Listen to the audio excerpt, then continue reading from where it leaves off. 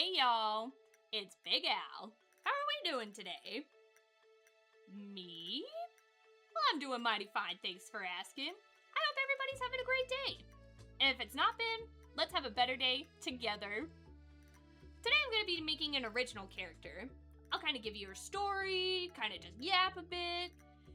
You know, I've just been working on some really fun stuff that I'm really excited to show you guys. So let's not lollygag too much, you know? Let's just get right into the time lapse.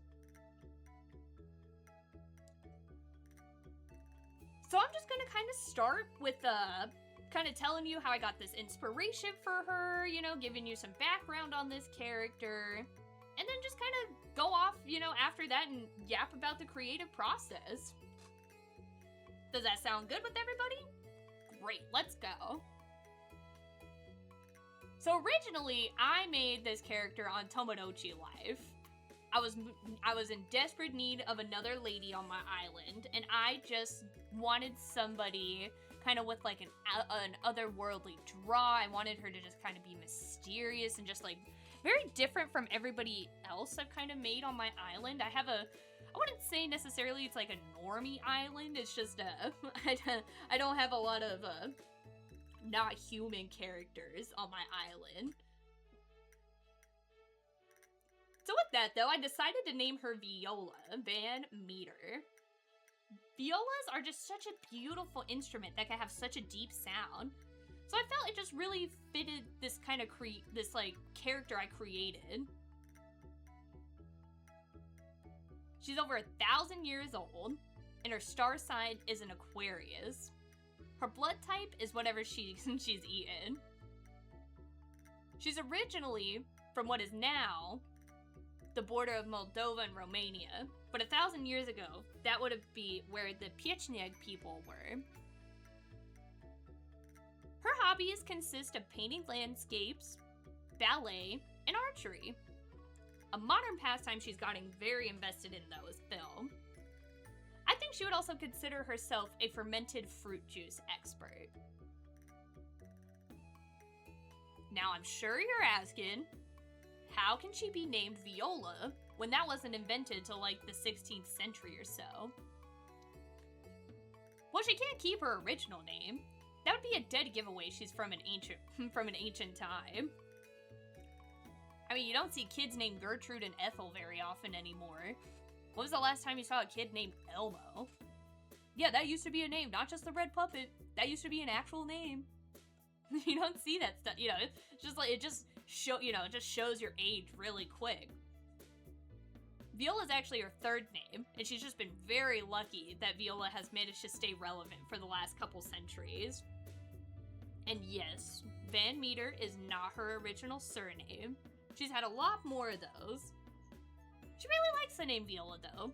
Someone special gave it to her.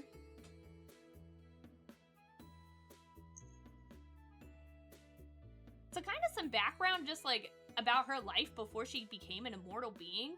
You know, we'll start with her parents. You know, she had very caring parents, you know. They cherished her for who she was, not what she could be, you know, just at blank, you know, point blank range, you know, like her value as a person, you know, is already set. Her father was a warrior, not the strongest, but occasionally earned praise for his wit. And her mother was a very skilled, excellent leather worker. They didn't have much more than anybody else in their small settlement, but they had enough to share with their neighbors in need. Viola lost her father to a battle, and then a couple years later, her mother, to what now she assumes with her 1,000+ years of knowledge to be influenza. So what is Viola? If you haven't guessed yet, she's a vampire. How does she become one? Well, I'll tell you.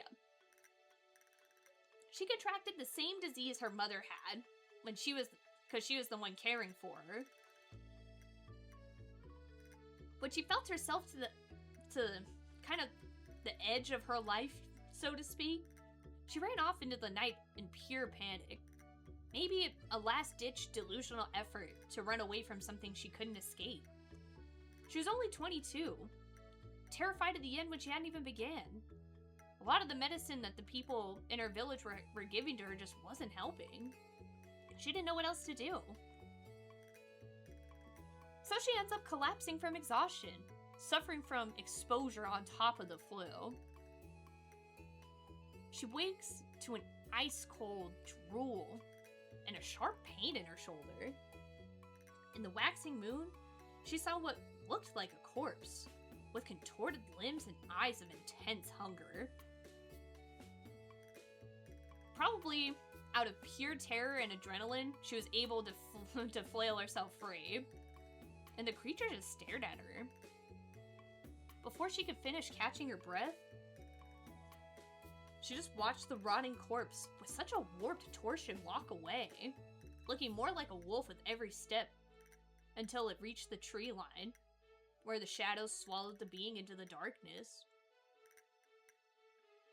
Being dazed and confused, she did the only thing she could think of to do. Go home. Go back to her people. And after a few days, she was feeling a lot better. But that didn't last long. She started feeling an intense pain in her stomach. No matter what she ate, how hungry she felt, she just couldn't satiate herself. All of her neighbors also started mentioning how pale she was. Not like she was sick, but like she was dying. She went to the river one day for some water for herself and her neighbor. And when she saw her reflection, she couldn't even recognize herself. Her eyes were turning red, her skin has gone from pale to a ghastly gray. And when she went to gasp, she realized her teeth were getting sharp. She let the tears fall into the running water, knowing today was the last day she could be in the place she called home. She can't stay here. She can't let everybody see her like this. They wouldn't understand, or probably care to. She went back to her home, and she packed up everything she could carry. And all she could do while she packed was internally pray that someone would watch over her. And with that, she vanished into the night, never seeing her people again. She hasn't shared her secret with a lot of people in her lifetime. It's not an easy thing to explain when her diet's already hard enough to explain. Really, she's only shared her secret with one other person. The wine tumbler she's holding was actually a chalice, and it was a gift from a partner she can't forget. She's gone through a multitude of partners, since all the time she could do is be a bride. Being a bride wasn't always her job, though. She might as well be Barbie with all the careers she's had. The partner that left the biggest hole in Viola's heart was a dairymaid named Loda Russo. Loda had deep red hair, soft brown eyes, being a woman of a relatively short stature and petite, mostly from childhood malnutrition. They met at an estate, as they were both working for some lord on his land. Viola at the time was a seamstress, making use of her mother's leatherworking skills all those years later. They didn't talk a lot at first, since they were in totally different parts of the estate. But by chance, Lotta needed some kitchen cloths fixed. They were splitting in the seams and they were just getting big holes in them. And luckily for her, Viola was the one with the lightest workload. When they locked eyes, Viola felt herself turn red. And she smiled, something she didn't catch herself doing often. She told Lotta to stay while she fixed him. Lotta was a bit apprehensive, though. She had her own work to do. She didn't want to get reprimanded. But was convinced when Viola said she could have them all fixed in less than 10 minutes. This wasn't a small stack of rags either. This wasn't just like 3 or 4 rags that had a hole that needed fixed. This was a full stack, like 15 rags. And Viola was able to keep her end of the bargain. Lotta being so impressed, she invited her to hang out with her in the maid quarters once the workday was done. every moment they could spare together, sharing secrets, laughs, and tears. They'd sing and dance, and that pastime is how Viola got her name. Originally, her nickname from Loda. On one of the days they actually didn't have to work and they got to go out, they went out to the village, doing some window shopping, having some food together, and they walked by a metalworking shop. In the window, Viola could see this beautiful chalice. It had such just, it wasn't an overstated chalice. It was just breathtaking, the way the sun bounced off of the gold and the red embellishments. She asked Lotta what she thought of it, and Lotta agreed that it was beautiful. And with that, they just wrapped up their day, going home afterwards.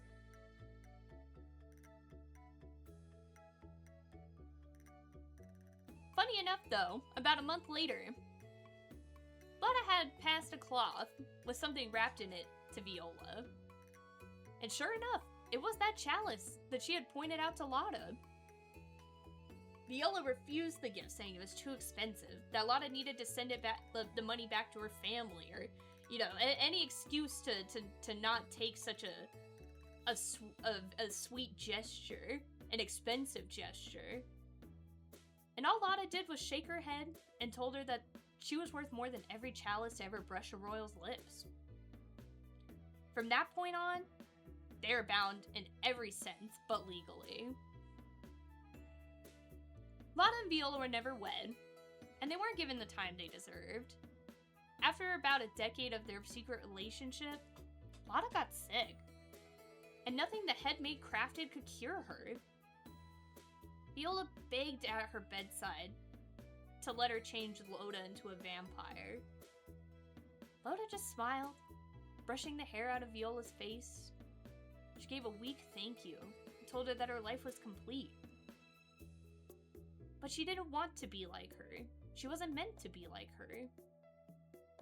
And that saying goodbye is part of life. But she knew that they would meet again. Someday. She didn't know how many somedays, but she knew someday. And that next day, Lotta was gone.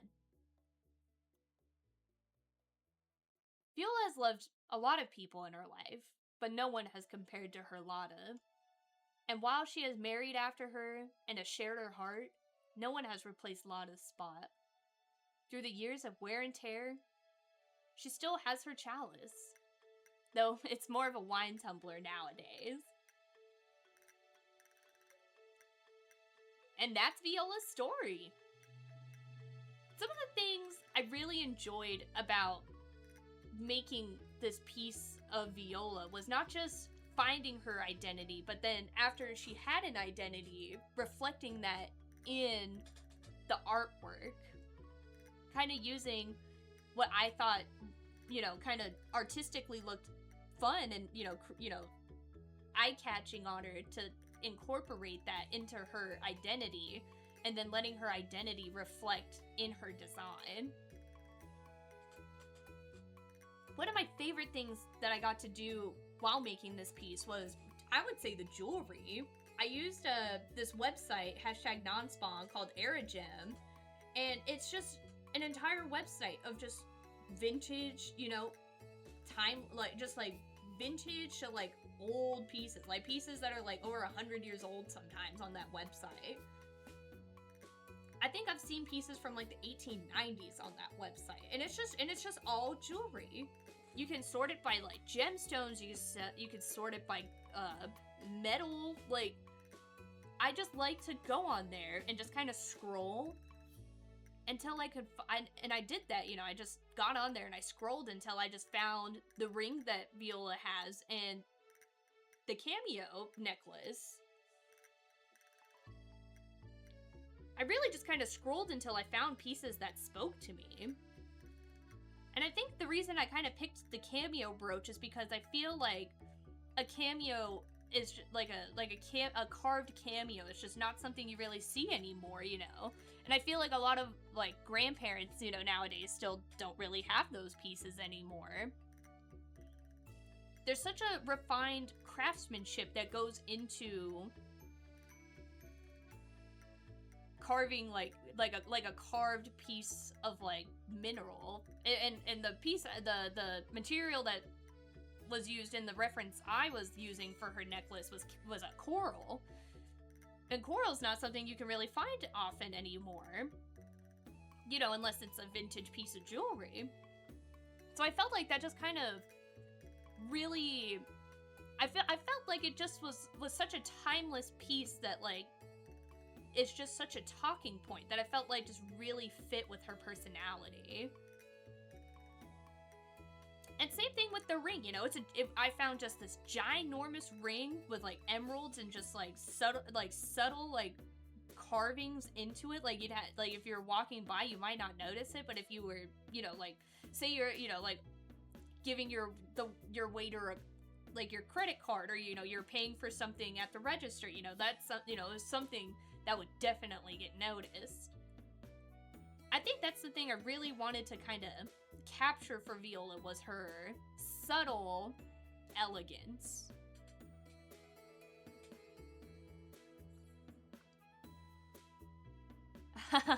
So yeah, here you could tell Viola is very special because she's getting her own background. I do not, I'm gonna say it now, folks, I do not like backgrounds. I think it's partially because I had to do so much background work in middle and high school. I went to a kind of artsy-fartsy middle and high school, to where, you know, they were just, you know, they taught us, like, you know, all the good fundamentals, you know, like vanishing points and that kind of stuff, and I was just, I didn't want to draw buildings all the time. I'm like, I wanted to draw, like, flowers. I wanted to draw, like, landscapes. I wanted to draw people. You know, I didn't want to draw, like, concrete jungles, and that was definitely what they were forcing us to kind of learn. So I wouldn't say I didn't pay attention. It was just, like, I kind of sometimes just don't like to follow those rules, you know? I liked kind of making this piece, you know, just, like, trying to figure out, one, what I wanted for her background, and then two, just kind of incorporating, you know, using the tools I do have and I do know how to use, and then just really kind of making it my own.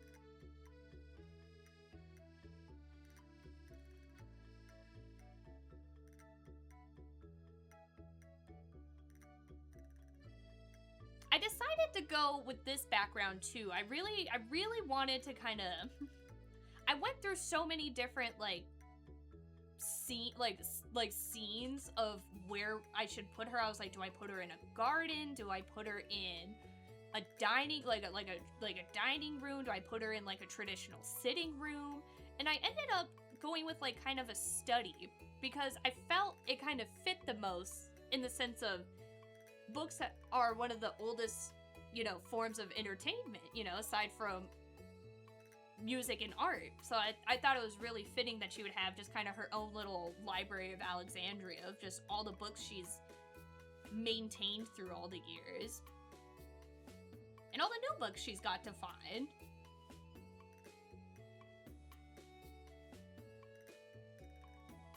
Not to backtrack, but I will also say one of the really fun things about making the jewelry was just kind of scrolling through for a couple days and then just finding brand new things that popped up. I was like, oh, this gives me such a great idea I should use this piece, you know, for another piece I'm working on. Or like, ooh, this piece is giving me such great inspiration for another, like, character design. I, you know, gotta screenshot it, gotta save it. Oh yes, so here I chose to do kind of a green wall with like a brown kind of carpet. I picked a green wallpaper though, because I felt it was just kind of a nice little tongue-in-cheek reference to the poisonous wallpapers and paints that were green. I want to say it was the 18th century? Don't quote me on that. I'm so bad at timelines. But yeah, I thought it was just like a fun little tongue-in-cheek kind of reference. Because, I mean, she's just seen so many things. She's just so old.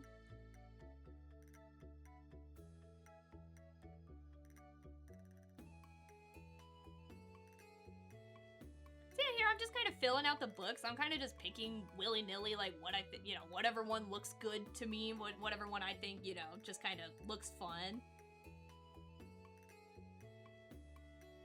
No really rhyme or reason to, like, why I colored what books what. I just kind of, you know, I wanted them kind of spaced. I kind of wanted them a little separate, you know, just a nice little mix. And then, yeah, I'm just going and adding some shadowing and some lighting to the kind of, you know, the room's environment, you know, make the walls look a little brighter, you know, giving the carpets some textures, you know, that kind of simple stuff, you know, that really can elevate a piece without having to do too much. I see for the rug there, I just put a little texture on it to kind of give that kind of speckle effect that like a plain rug would have. I thought about doing a pretty like intricate rug, but I was like, no, it's not, I didn't want it to get too busy.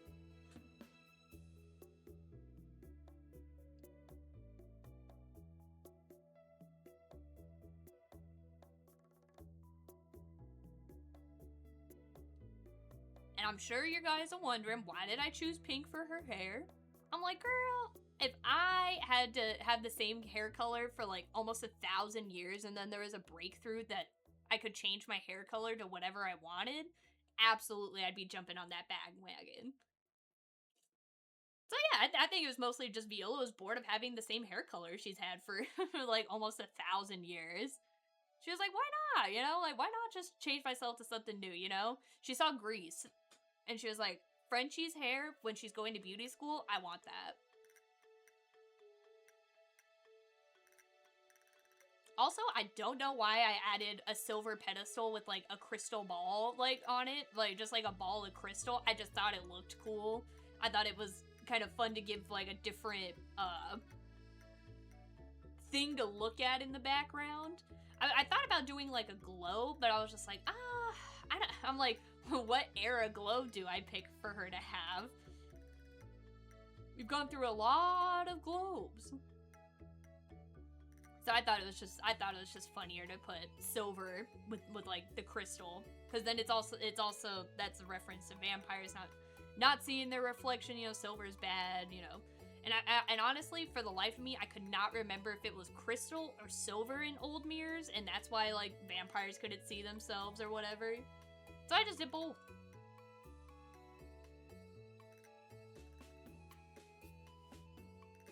So yeah, then here I'm just kind of going and adding a little bit to her skin tone. I'm kind of balancing it out, and I'm going and adding some shadowing and some highlights. Since I did the room, I went and added the highlights that the room would have on her skin, as well as the natural kind of, on top of the natural shadowing I already gave her face, I went and added the kind of environmental shadows that would be on her skin tone as well. And I just kind of was balancing out her skin tone, kind of trying to get her just a little more, her skin, like, just to make her skin look slightly duller. And that's my Viola, guys. What do we think? What do we think? Kind of just, you know, just a little bit of fun, you know, just a fun little OC that I made, you know, happy Pride Month. Who doesn't love a great doomed Yuri? I think that was definitely part of my inspiration for her as well. You know, and I really like how I did her chalice, you know. I thought, like, you know, leaves, you know, was a really kind of sweet thing, especially, you know, with the kind of background I've given her, you know, with her kind of story I've given her. You know, I felt like it was really fitting, you know, like leaves, you know, like a flower blooming, you know, like that, you know, just something kind of corny and sweet like that. And I do really like how I did Viola's eyes for this piece too. It just so heavily reminds me of just the fish in the grocery store with his piece of grass not on his eye. But yeah, y'all, I hope we had some fun today. I hope you had a great time with me and Viola. Make sure you do all the stuff if you want to see my content. You guys are on your screens. I don't need to tell you how to see me. You know, I'm not your mom. I'm not your dad. Like, you guys know all the things you need to do if you want to see me again. So yeah, until next time, guys, I hope you guys Just have a great rest of your day. And just remember, love yourselves, love the planet, and most importantly, I'll be your Huckleberry.